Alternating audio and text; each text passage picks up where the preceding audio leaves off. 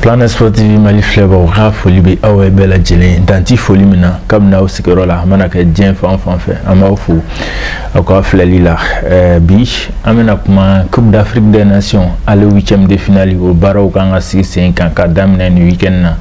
depuis dimanche janvier kalot le mwa ani saba kata c'est janvier kalot le mwa ani woro masamba fla ani mwan fla Cameroun ka ofenu ina fo bela jelen ma kalama chukumna phase de poule o menen sanina andona 8e de finale kono obaira ni tira dron o ikamina challenge iptaso amena do onyo sro kono otamenu wa bueno Coupe d'Afrique des Nations samba fla ani mwan saba mumbol daleno Côte d'Ivoire ka ofenu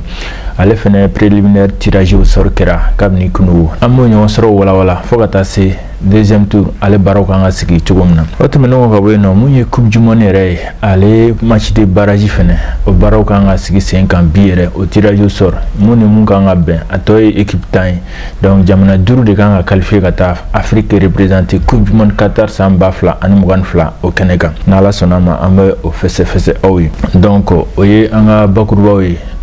abay anyamada alisa wala sa akasika family chama soro ako Canada.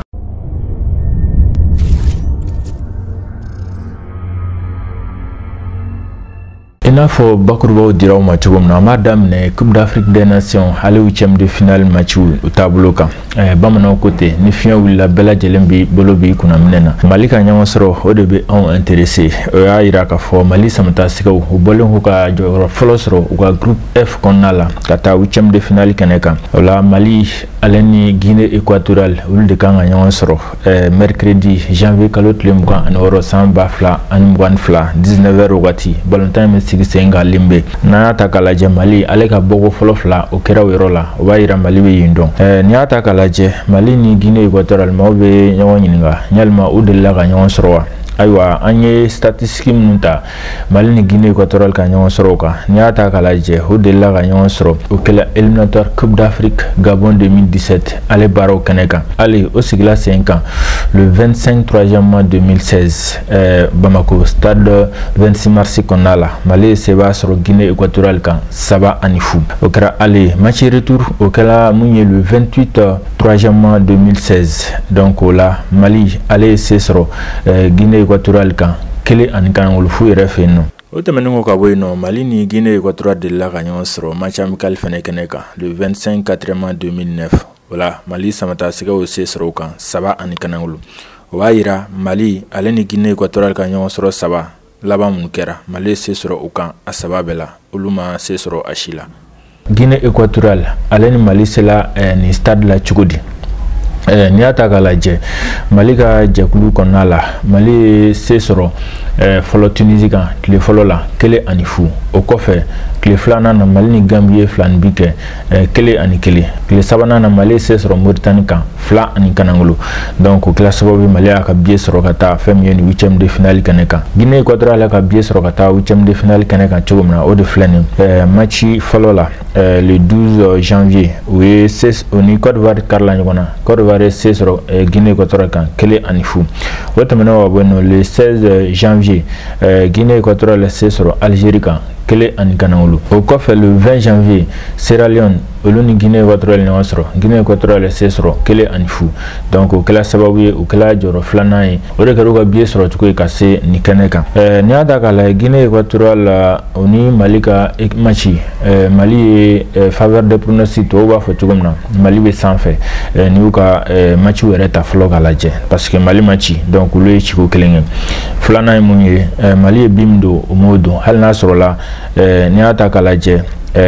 bela jelen bikelengenta phase de poule qu'on a là je pense que le Mali monte en puissance en wat là mais 8e de finale bon temps qu'on a engagement détermination faut attaquer comme l'enfant ani tactiquement choix tactique ni femme donc nous le Barrow tableau yana je pense que Mali kan boda sur kata quart de finale au Canada mais donc Mali samata sko wala sa ni matchi ko se ga seba ta tugum na ko bien sur kata quart de finale ale fene Canada nyon soro to mun be 8e de finale in Canada au lieu de flâner dimanche janvier kalo tile 23 san 2022 Burkina ale ni Gabon bɛ ɲɔgɔn sɔrɔ 16h n'o bɔlen no Nigeria ale ni Tunisie bɛ ɲɔgɔn sɔrɔ 19h waati. Lundi janvier kalo tile 24 san 2022 Guinée ale ni Gambie bɛ ɲɔgɔn sɔrɔ 16h 19h waati. Cameroun ale ni Comore olu bɛ ɲɔgɔn sɔrɔ. O dugusajɛ mardi janvier kalo tile 25 san 2022 mun ye Senegal ale ni Cap Vert bɛ kari ɲɔgɔn na 16h waati. N'o banna Maroc ale ni Malawi bɛ ɲɔgɔn sɔrɔ 19h. Huitième de finale bɛ kun cɛ mercredi janvier kalo tile 26 san 2022 Côte d'Ivoire ale ni Égypte bɛ ɲɔgɔn sɔrɔ 16h. N'o bɔlen no 19h Mali ale ni Guinée équatoriale bɛ ɲɔgɔn sɔrɔ. Donc am se afo balontan mun do bɛɛ lajɛlen ka chance b'i bolo parce que huitième de finale tigo kelen do ni gagné i b'i ka billet sɔrɔ ka taa sanfɛ ni cira fɛnɛ i b'i ka minɛnw kuru ka taa i ta yɔrɔ la. Donc an bɛ Ala deli Ala ka se di Mali ma nin ko in kɛnɛ kan. Ka to Cameroun toujours mun ye Confédération africaine de football n'o ye CAF ye ale ye Coupe d'Afrique san 2023 ale o tirage au sort ta ko fɔlɔ baaraw sigi sen kan kabini vendredi janvier kalo tile 21 san 2022 do ala Cameroun kaw fɛ no ni y'a ta k'a la ni préliminaire tour ta ko fɔlɔ a kɛra jamana minnu ɲɔgɔn cɛ o ye jamana 12 ye minnu jɔyɔrɔ man golo fa kosɛbɛ classement FIFA laban na farafinna kɔnɔna la. O sababu la o équipe 12 olu ka tirage au sort wolola fɛn min na o de filɛ nin Érythrée ale ni Botswana, Seychelles ale ni Lesotho, mun ye Somalie ale ni Eswatini, Tchad ale ni Gambie, Djibouti ale ni Soudan du Sud, Sao Tomé et Principe ale ni Île Maurice. U ka match ale olu bɛ sigi sen kan mars kalo tile 21 san 2022 match retour u bɛ sigi sen kan mars kalo tile 29 san 2022 ni tɔn wɔɔrɔ min ye se sɔrɔ olu bɛ taa fara tɔn 42 kan farafinna kɔnɔna la minnu jɔ sen kan nin waati la walasa ka se ka phase de groupe ale tirage sɔrɔ o fɛnɛ boloda bi na a dati ma fɔ nka u y'a yira k'a fɔ don nataw la u bɛna la seli dɔ kɛ a ko kan. Parce que déjà mais Orange faut initiative et parce que comme Corolo tu mets village qu'on organisé bon avec la Covid yo to nga ke lève roumien et ambu faut la kosabe et bon avec ambiance et puis mo ko chama mbutu sigoro la u ka téléphone kan parce que balontan flé ala ni Orange mo ka initiative là donc ambu faut la kosabe bon n'a pas baissé mo parce que par exemple on a travaillé à pour ce qu'on a là bon télété mo ko chama mbulu bon internet bien ala ni Orange mo barkala ou le butu au sigoro là parce que balontan en direct surtout ko commentateur mo baba mulo ou le fnave à sangoro ta ko sobe bon akonimbe mo ni misi wasa abe mo ko la ni soja kam ko aklisigi parce que match ya maîtriser de pas d'amener fo à rola donc nako na akila tegelo ka foko tatakali ñafé rachala fait ambe jujoro ñuma soro apola peut-être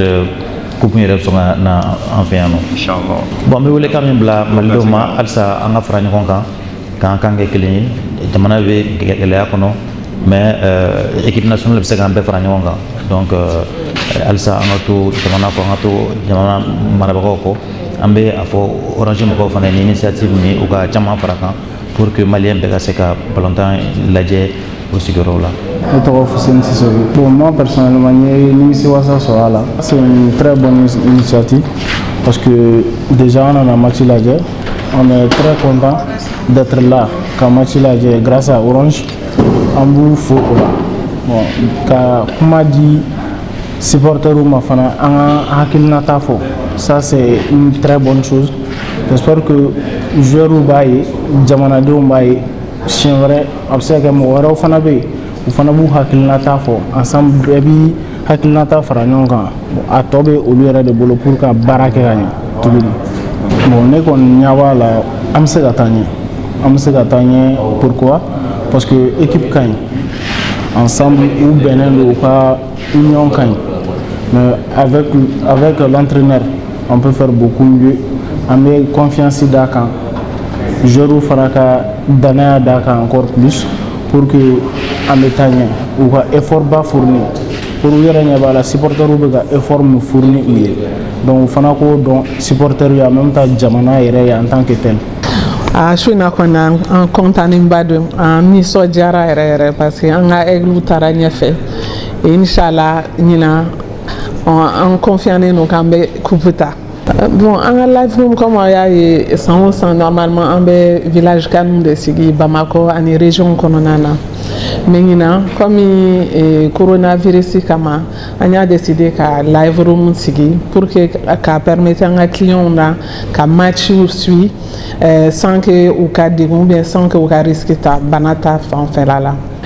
On est à Clean formalien avec on va gagner. J'ai une apponi en confiance donc on a deux semaines nous n'attend n'ayez faut couper là. Inch'Allah. Bon, nous c'est quand même mindouma c'est que toujours on va continuer que Mali supporter parce que Mali côté d'eau.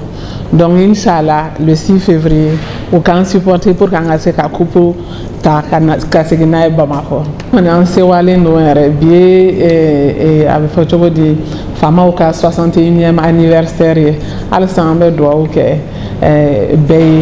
ko féliciter parce que au lieu de ban la kana jamana kono nana live room ni village kan yala fem mun sur village kan kono kele sur live room kon nana o yare de do tan fen be soro anga village kan na u bebe na soro anga live room na je obey no tombola obey no avec un fo village kan mais simplement en be faire amour la kana o de la nya ketan nina Coupe d'Afrique bina coupe sans fela la munye Orange Mali ale be nga live room ke wala sa aka client ulu se ga ballon la je chugumna direct la uka téléphone sans fela la Mali konna la mona ke jien roro wali Mali koka o sababu la ube matchu ke direct la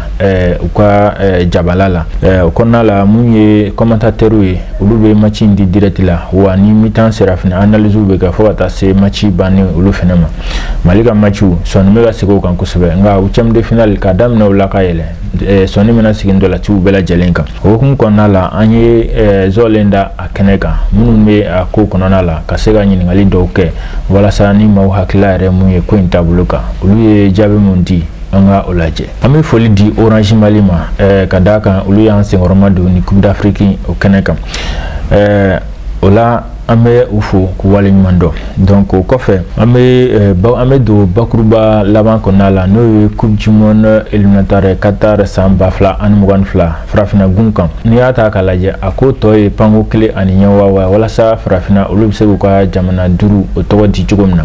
o kum konala jamana tan ulu de ko biye sorogata turu laban kaneka an reka jamana ba maliba alebe ola o kum konala Confédération africaine de football uluye a tirage au sort bulda kaben samedi janvier kalot le mwan fla samba fla an mwan fla oma douala Cameroun ko feno chapeau folo o konnala jamana duru munga joro kan classement FIFA labana